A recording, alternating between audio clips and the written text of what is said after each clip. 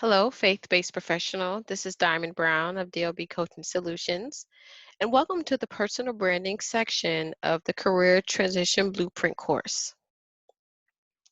We are gearing up for lesson 2, and we have a few main topics. First, we want to answer the question, what is a personal brand? Next, we want to help you build your brand by answering some critical questions. And lastly, we want to walk you through the process of implementing your personal brand. The information in this course was derived from Building Your Personal Brand, a tool for employability by John Peter and Sabeline Julia Gomez. So what is a personal brand? At its very basic level, it's what others think and say about you when you're not in the room. It's the things that you stand for and who you are at the core. So let's talk coffee. I wanted to put together a short and succinct example that shows that your personal brand is either positive, neutral, or negative. So, our positive personal branding or branding example is with Starbucks.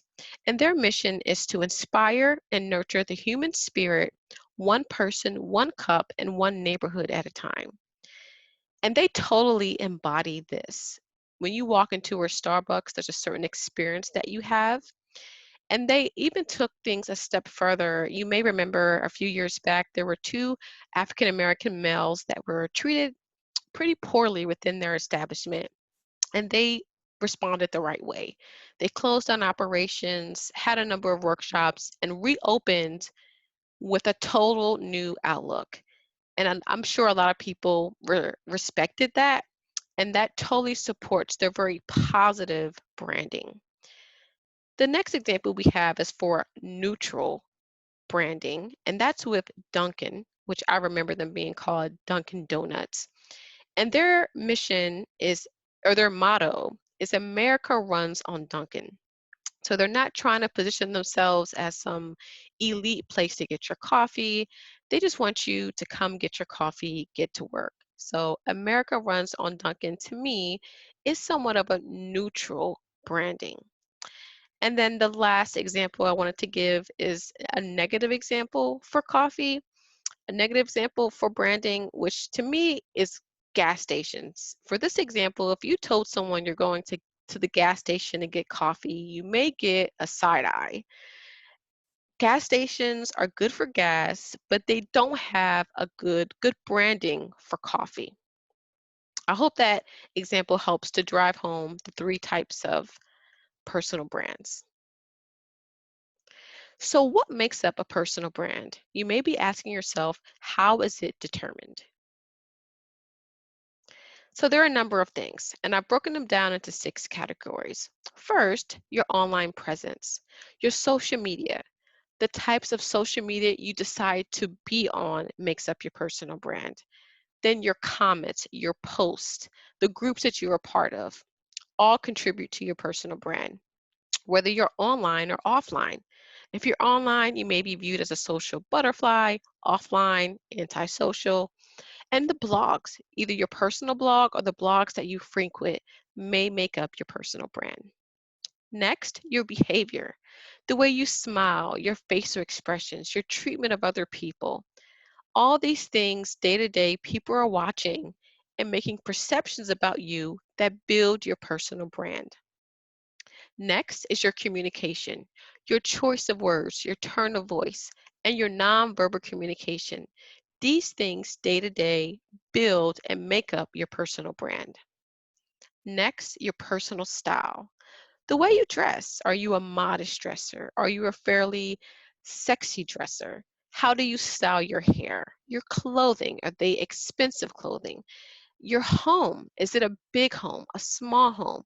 The type of car you drive. Do you drive a BMW or a Honda or a Toyota? These things also contribute to your personal brand. Your environment, the places that you hang out, where you work, and where you live, the neighborhood in which you live contribute to your personal brand. And your skills. your education level. Did you attend an Ivy League school? Did you attend a state school? Your work ethic and your abilities. Your abilities at work also showcase to others your personal brand. So personal branding brings several benefits. So as a person who implements and is very consistent and deliberate about implementing your personal brand, you will build a good reputation. You're showing the world your character, your strengths, and your credibility. And over time, you will build a good reputation. It also increases your visibility. As someone who is implementing your personal brand, it is your duty to tell others about your success, your quality of work, and how you want others to perceive you.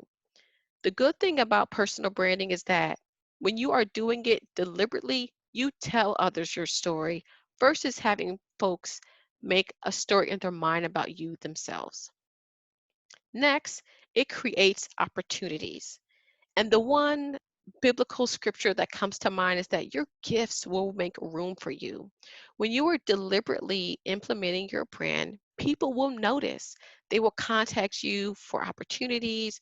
They will, if you're a speaker or a singer, they will come and ask you to speak or sing or give a presentation. As you're functioning in your personal branding, implementing it, others will see and notice, and you will have new opportunities. It also showcases your strengths. It allows others to see you functioning at your best. And really, that brings you self fulfillment and accomplishment. You're functioning at your best, you're doing what you love, and that's a very good thing. So, building your brand. And the one thing I want to mention here is make sure you stay true to your values on this journey. It can be hard, but stay true to your values. So, you want to begin building your brand by a process of self-discovery. You want to answer the question, who am I? At a core, at my very core, who am I? Am I a educator? Am I a humanitarian? Am I a prayer warrior? Brainstorm as many characteristics about yourself as possible to begin building your personal brand. Next, you want to ask yourself, what are my values? What are my strengths? Reflect on the things that matter to you. What are the things that you stand for? What are the things that you would die for? Those things will make up your values. To gather your strengths, you want to review your career and personality assessments, which should give you idea of the things that you are really, really good at. Next, what do I want the world to know about me that is unique? What legacy would you like to leave on the world? What do you want the world to know you for being the very best at doing?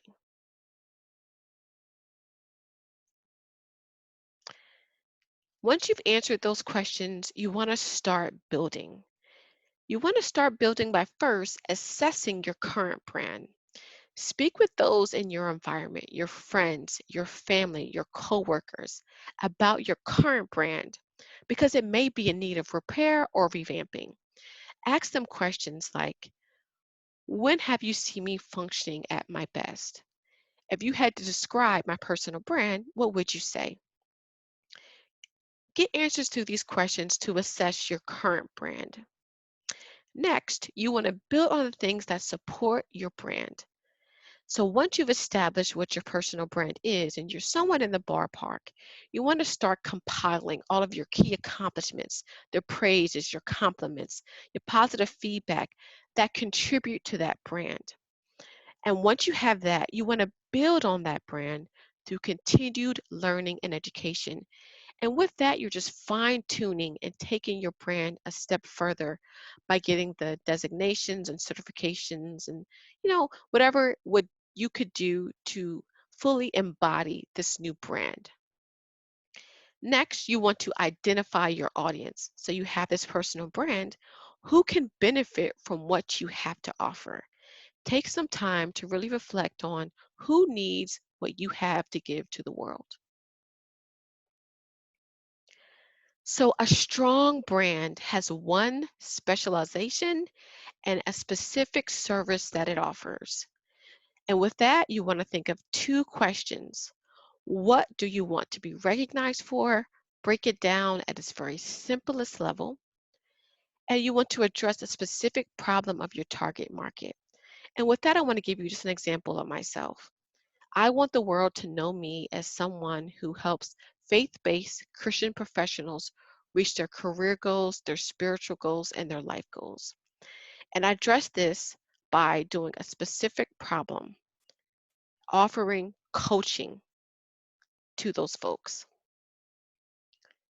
I am building a strong brand with one specialization and one service by being a career coach, the faith-based professionals, and offering them coaching to reach their career and life goals.